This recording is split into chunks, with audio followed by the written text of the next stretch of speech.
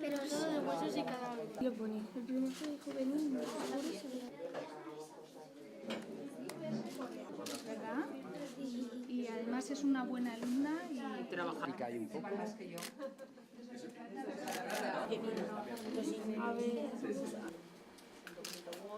Y trabajar desde el mes de julio hasta ahora. Insisto en que es